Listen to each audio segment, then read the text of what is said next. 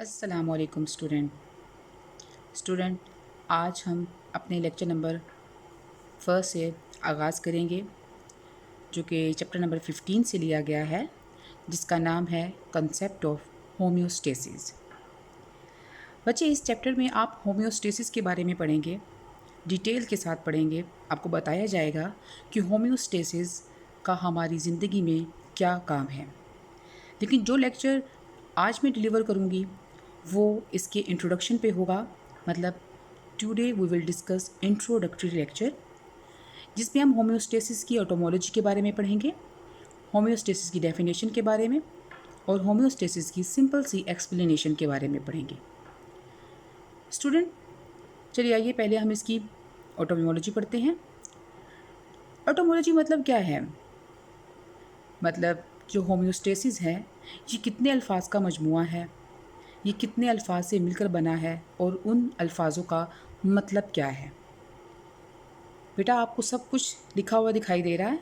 मैं step by step आपको इस लेक्चर को बहुत अच्छे से डिलीवर करूँगी।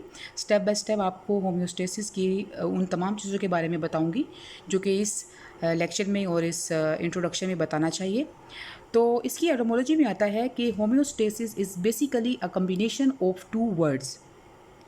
मतलब कि होम्योस्टेसिस जो है ये दो लफ्ज़ों का मजमुआ है, homeo and stasis. Homeo mean same and stasis mean staying. ये इसकी एटोमोलॉजी में आ जाता है कि होम्योस्टेसिस दो लफ्ज़ों का मजमुआ है, एक जिसे हम होम्यो और दूसरा स्टेसिस है। Homeo mean same and staying, मतलब होम्योस्टेसिस जो है वो उसका अगर हम कलेक्टिवली इसका मतलब निकालें तो इसका मतलब निकलता है कि सेम रखना, एक जैसा रखना। आगे हम इसकी डेफिनेशन पे जाते हैं। इसकी एक डेफिनेशन से आपको खुद ही अंदाज़ा हो जाएगा कि इसका नाम होम्योस्टेसिस ही क्यों रखा गया। जो क्या कि ज़रा गौर से सुनिएगा। The mechanism by which organism maintain their internal environment nearly at constant level. मतलब कि ऑर्गेनिज़म की बॉडी में वो वाला मैकेनिज़्म जो कि ऑर्गेनिज़म के इंटरनल इन्वायरमेंट को कांस्टेंट रखता है, मतलब कम या ज़्यादा नहीं होने देता, कांस्टेंट रखता है। ये इस डेफिनेशन से आपको इसकी एटोमोलॉजी का भी अंदाज़ा हो चुका होगा कि होम्योस्टेसिस ही इसका नाम क्यों रखा गया। और अब इसकी हम दूसरी डेफिनेशन पे चलते हैं, जिस डेफिनेशन से आपको ये अंदाज़ा होगा कि होम्योस्टेसिस का हमारी ज़िंदगी में मकसद क्या है, ये हमारी बॉडी में कौन सा काम करता है। तो देखिए, ये लिखी हुई आपको दिखाई भी दे रही होगी कि the mechanism which protect the internal environment of body of organism from the harms of fluctuation of external environment. मतलब कि वो वाला मैकेनिज़्म जो कि किसी भी ऑर्गेनिज़म के इंटरनल इन्वायरमेंट को महफूज रखता है। किससे महफूज रखता है? बाहर वाले बाहर वाले होने वाले जो बाहर की जो माहौल की जो क्या उसे कहेंगे हार्म्स हैं, उससे बचाता है। ठीक है। देखिए बच्चे, ऐसे ऐसे स्टेप बाय स्टेप लेक्चर को आगे बढ़ाया जाएगा और आपको तवज्जो के साथ सुनना है, देखना है कि लिखा क्या हुआ है और बोला क्या जा रहा है। और अभी इसी डेफिनेशन में जो मैंने अभी बोली उसमें बताया गया है, वर्ड यूज़ किया गया है इन्वायरमेंट। ठीक है, इन्वायरमेंट। अगर आप लोगों से पूछा जाए कि इन्वायरमेंट की डेफिनेशन क्या है, तो सब यही कहेंगे वो चीज़ जो कि हमारे इर्द गिर्द मौजूद है वो हमारा इन्वायरमेंट कहलाती है। ठीक है कि लेकिन इन्वायरमेंट एक तरह का नहीं होता। अगर आपकी डेफिनेशन को देखा जाए, इससे तो यही लगता है कि सिर्फ ये बाहरी वाले माहौल की बात हो रही है कि वो चीज़ जो हमारे इर्द गिर्द बाहर में मौजूद है वही हमारा माहौल है। नहीं, माहौल दो तरह के होते हैं। आपको लिखा हुआ दिखाई दे रहा होगा, माहौल दो तरह के होते हैं। इसी डेफिनेशन में भी इस्तेमाल किया गया, इंटरनल और एक्सटर्नल इन्वायरमेंट। ठीक है। एक्सटर्नल इन्वायरमेंट की बात करेंगे तो उसमें आपका टेम्परेचर आता है, लाइट आती है और एयर आती है। ठीक है। और इंटरनल की बात करेंगे तो हम आपकी बॉडी की जो अंदर चीज़ें मौजूद हैं, जैसा कि आपका ब्लड है उसकी पीएच ले लेंगे, जैसा कि आपकी बॉडी का जो टेम्परेचर है वो ले लेंगे, और आपकी बॉडी में मौजूद वाटर और जो सोल्यूट है उसे हम लेंगे। ठीक है। आप ये भी आपको इससे बहुत अच्छे से ये चीज़ बात का अंदाज़ा होगा कि एक्सटर्नल इन्वायरमेंट जो है वो वक्त के साथ साथ तब्दील होता रहता है। कभी मौसम ख़िज़ा है, कभी बहार है, कभी बहुत गर्मी है, कभी बहुत सर्दी है। तो light temperature air with the passage of time change होती रहती है। अगर आप अपने इंटरनल इन्वायरमेंट का वो ज़िक्र करें, देखें, तो जो ब्लड की पीएच है, बॉडी का जो टेम्परेचर है, जो वाटर और सॉल्यूट है, ये रिमेन कांस्टेंट रहते हैं, ये चेंज नहीं होते। अब आपको एक्सटर्नल का अंदाज़ा तो हो गया होगा कि ये बाहर का माहौल है, ये कुदरती तौर पे चेंज होता रहेगा, कम या ज़्यादा होता रहेगा। लेकिन जो इंटरनल इन्वायरमेंट है ये कांस्टेंट है। आता कहाँ से है इंटरनल? तो इसके लिए आपको ये जो लिखा हुआ है हिस्ट्री ऑफ इंटरनल इन्वायरमेंट, इसमें आपको ये जो इंटरनल इन्वायरमेंट है ये इनहेरिटेड होता है। क्या मतलब इनहेरिटेड? मतलब ये आपको आपके वालिदैन से मिलता है। जो बॉडी मतलब जो अल्लाह ताला की तरफ से ये चीज़ होती है कि आपके वालिदैन आपको वो वाला इंटरनल इन्वायरमेंट देते हैं जो आपकी बॉडी के लिए बेटर होता है। इनहेरिटेड किस किस लेवल पे होता है? सेलुलर लेवल पे भी होता है, ऑर्गन लेवल पे होता है, टिश्यू लेवल पे होता है। अब आपके ज़हन में ये बात आ रही होगी कि कैसे इस लेवल पे ये इंटरनल इन्वायरमेंट इनहेरिटेड कैसे होता है? देखिए, आप अगर सेलुलर लेवल की बात करेंगे तो उसमें कंपोजिशन आएगी किसकी? साइटोप्लाज्म की। आपको पता है साइटोप्लाज्म की कंपोजिशन में क्या क्या चीज़ें, साइटोसोल, हर चीज़ जो है, ऑर्गेनेलीज हैं, साइटोसोल है, और ये तमाम चीज़ें सेम है। इसमें कोई भी चीज़ कम या ज़्यादा या चेंज नहीं होती। इसी तरह जो पीएच ले लें स्टमक की, वो भी सेम रहती है, कम या ज़्यादा नहीं होती। इसी तरह पीएच ऑफ ब्लड ले लें। अगर आपसे पूछा जाए सेलुलर लेवल पे क्या एग्जांपल होगी किसकी? इंटरनल इन्वायरमेंट की, जो कि इनहेरिट, जो कि आपको आपके वालिदैन से मिलता है, तो आप कहेंगे कि सेलुलर लेवल पे हमें कंपोजिशन ऑफ साइटोप्लाज्म देखनी चाहिए, वो सेम होती है।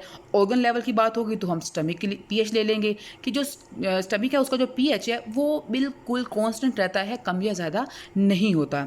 इसी तरह टिश्यू लेवल की बात करेंगे तो ब्लड की एग्जांपल ले लेंगे, ब्लड का पीएच ले लेंगे, क्योंकि आपको पता है जो ब्लड है वो एक कनेक्टिव टिश्यू है। ये बात हो गई, हमने किस किस चीज़ को डिस्कस किया? हमने होम्योस्टेसिस की ऑटोमोलॉजी को, डेफिनेशंस को, और डेफिनेशन में मौजूद जो वर्ड इन्वायरमेंट इस्तेमाल किया गया था उसको, कि क्या क्या चीज़ें कैसे कैसे होती हैं।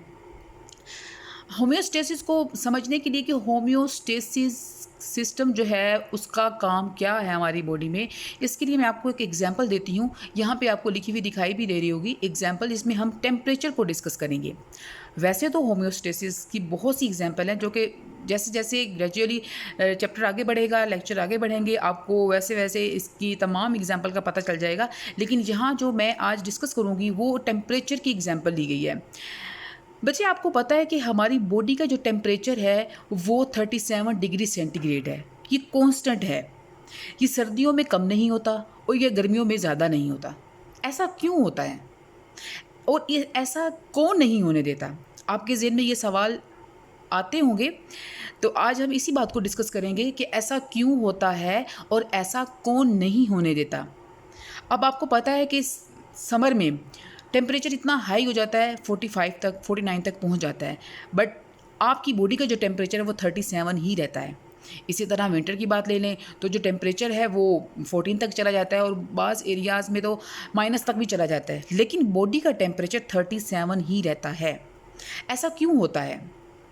ऐसा कौन करता है? ऐसा कौन करता है इसको हम बाद में डिस्कस करेंगे। क्यों होता है इसको मैं डिस्कस करती हूँ कि देखिए बच्चे, ऐसा क्यों होता है? आपको पता है कि जो हमारी लाइफ है वो कैसे चल रही है? वो ड्यू टू मेटाबॉलिज्म चल रही है। ठीक है, मेटाबॉलिज्म जो है तो लाइफ है। अगर मेटाबॉलिज्म रुक गया है, ख़त्म, मतलब नहीं चल रहा, ख़त्म हो गया, तो आपकी लाइफ भी ख़त्म हो जाएगी। मेटाबॉलिज्म को कौन चला रहे हैं? आपकी बॉडी में मौजूद आपके एंजाइम चला रहे हैं। आपको ये भी अच्छे से अंदाज़ा है, आपने फर्स्ट ईयर में पढ़ा था एंजाइम के चैप्टर में, कि जो एंजाइम्स होते हैं वो वेरी सेंसिटिव टू टेम्परेचर होते हैं। मतलब टेम्परेचर के लिहाज से वो बहुत ज़्यादा सेंसिटिव होते हैं। अगर टेम्परेचर कम या ज़्यादा हो तो उसका असर एंजाइम पे बहुत ज़्यादा पड़ता है। देखिए बच्चे, मैंने कहा मेटाबॉलिज्म है तो लाइफ है। मेटाबॉलिज्म को कौन चला रहा है? एंजाइम चला रहे हैं। एंजाइम जो हैं वो वेरी सेंसिटिव टू टेम्परेचर हैं। अगर हमारी बॉडी का टेम्परेचर चेंज होता है, हम एग्जांपल लेते हैं, हम बात करते हैं गर्मियों की, जैसे कि बॉडी का बाहर जो एक्सटर्नल टेम्परेचर है वो है 45, हमारी बॉडी का टेम्परेचर भी जो है वो 45 हो जाता है, तो क्या होगा, हमारी बॉडी में मौजूद जो एंजाइम है वो डीनेचर हो जाएंगे। जब वो डीनेचर हो जाएंगे तो हमारी मेटाबॉलिज्म रुक जाएगी, ख़त्म हो जाएगी। जब मेटाबॉलिज्म रुक जाएगी तो क्या होगा, लाइफ ख़त्म हो जाएगी। हम क्या होंगे, एक डेड ऑब्जेक्ट की तरह होंगे। तो कौन सा सिस्टम है, वो कौन सी चीज़ है जो हमारी बॉडी को बाहर वाले टेम्परेचर के चेंज होने से चेंज नहीं होने देता? वो वही सिस्टम है जिसे हम होम्योस्टेटिक सिस्टम या होम्योस्टेसिस कहते हैं। अब आपको इससे अंदाज़ा हो चुका होगा कि होम्योस्टेसिस हमारी लाइफ में कैसा रोल प्ले कर रही है, और ये मतलब इसके रोल के बारे में आपको पता चल चुका होगा कि ये पॉजिटिव रोल ही प्ले कर रही है, क्योंकि ये तमाम चीज़ें अल्लाह ताला की तरफ से ही डिसाइडेड होती हैं। लेकिन देखिए कि आपकी बॉडी का टेम्परेचर चेंज होने से आपकी बॉडी में कौन कौन से नुकसानात हो सकते हैं, इस चीज़ का आपको अंदाज़ा अच्छे से चल गया होगा। अब इसके एग्जाम्पल के बाद हम इसके कंपोनेंट पे आते हैं। इसके कंपोनेंट क्या हैं, किसके, होम्योस्टेसिस के। कंपोनेंट ऑफ होम्योस्टेसिस में अगर बात की जाए या डिस्कस किया जाए तो इसके 3 कंपोनेंट हैं, 3 कंपोनेंट हैं। एक टेम्परेचर, दूसरा वेस्ट मटेरियल और तीसरा वाटर प्लस सॉल्यूट। टेम्परेचर को अब इन 3 कंपोनेंट को वो जो क्या उसे कहते हैं कंट्रोल करने के लिए हमारी बॉडी में 3 मैकेनिज़्म भी हैं। वो वाला मैकेनिज़्म जो हमारे टेम्परेचर को कंट्रोल करता है उसे हम थर्मोरेगुलेशन कहते हैं, और जो वो वाला मैकेनिज़्म जो हमारे वेस्ट मटेरियल को कंट्रोल करता है, वेस्ट मटेरियल को हमारी बॉडी से रिमूव करता है, उसे हम एक्सक्रीशन कहते हैं, और वो जो वाटर और सॉल्यूट को मेंटेन रखता है उसे हम ऑस्मोरेगुलेशन कहते हैं।